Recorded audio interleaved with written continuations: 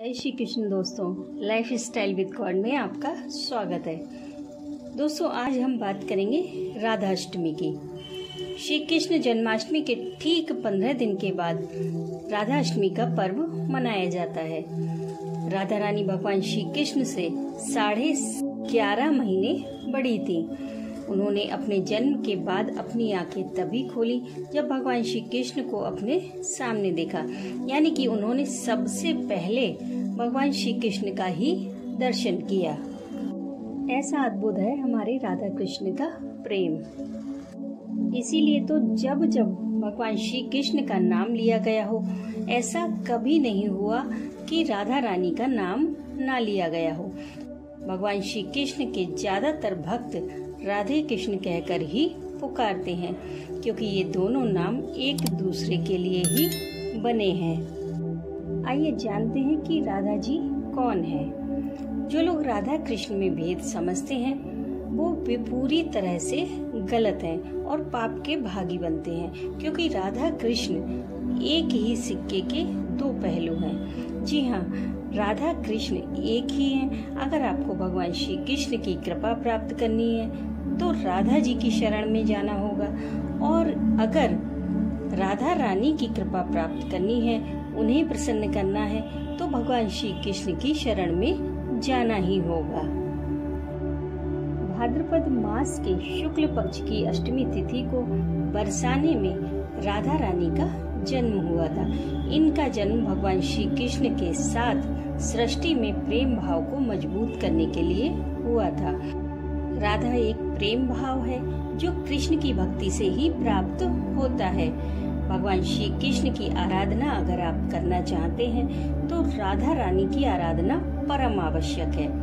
हर वह व्यक्ति जो भगवान श्री कृष्ण का भक्त है, उनकी भक्ति में लीन है, वह राधा कहलाता है। राधा गोपियों में सबसे श्रेष्ठ यानी कि सर्वश्रेष्ठ कहलाती हैं। जब भगवान श्री कृष्ण ने महारास किया था, उस समय भी राधा रानी मुख्य रूप से भगवान श्री कृष्ण के साथ थी। राधा और कृष्ण का मिलन ही व्यक्ति के जीवन का अंतिम उद्देश्य होता है। राधा अष्टमी के दिन राधा रानी की प्रसन्नता के लिए व्रत किया जाता है। जिन लोगों ने जन्माष्टमी का व्रत किया है, उनका व्रत तभी पूर्ण माना जाता है जब राधा अष्टमी का वो लोग व्रत कर लें। दोस्तों, आप चाहें तो भगवान श्री कृष्ण के हजारों व्रत क्यों न कर लें, लेकिन राधा रानी का एक व्रत भगवान श्री कृष्ण की तुलना में 1000 गुना फल देता है। इस राधा अष्टमी का व्रत करने से घर में धन की कभी कमी नहीं होती और हमेशा बरकत बनी रहती है। आइए जानते हैं इनकी पूजा आराधना के बारे में। राधा अष्टमी वाले दिन आप सबसे पहले ब्रह्म मुहूर्त में उठे, स्नान आदि से निबटकर मंदिर में आए।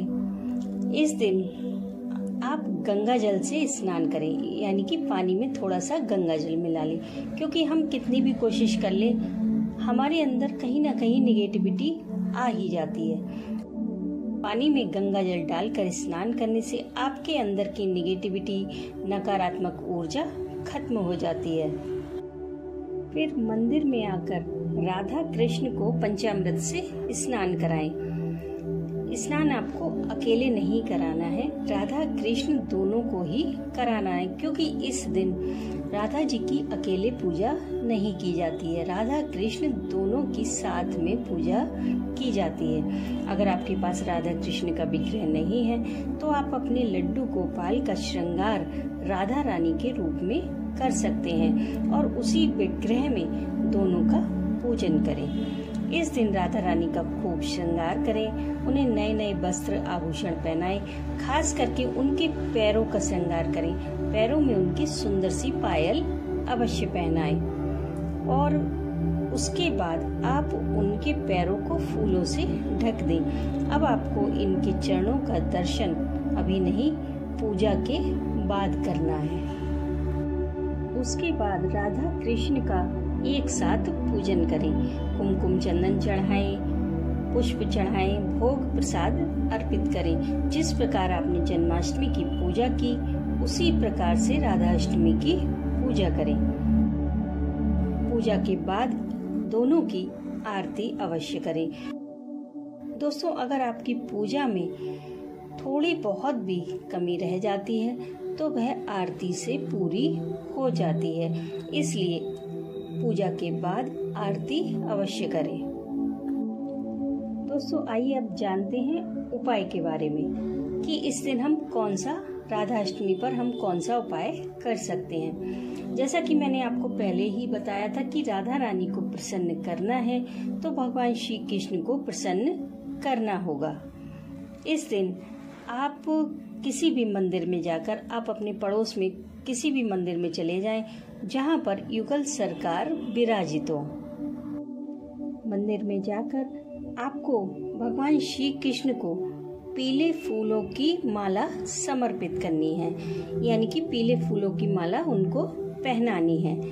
इस उपाय से आपकी धन संबंधी जो भी समस्याएं हैं वो हमेशा के लिए दूर हो जाएंगी। लेकिन आपको यह माला ऐसे ही नहीं चढ़ानी है, इसे राधे नाम से अभिमंत्रित करना है, फिर आपको भगवान श्री कृष्ण को समर्पित करनी है। अब आपको अभिमंत्रित कैसे करना है? इस माला में जितने भी फूल हैं, आप पहले तो कोशिश करें कि यह माला आप अपने हाथों से बनाएं। तो इसमें आप गिनती के फूल रखें कि 21 रखें या फिर 51 रखें या फिर 108 रखें फूल।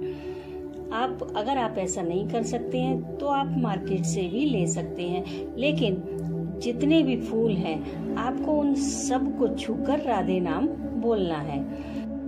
उसके बाद आप इस माला को भगवान श्री कृष्ण को समर्पित करें। इस उपाय से आपकी धन संबंधी जितनी भी समस्याएं हैं वो हमेशा के लिए खत्म हो जाएंगी और धन आगमन के नए स्रोत भी बनने लगेंगे।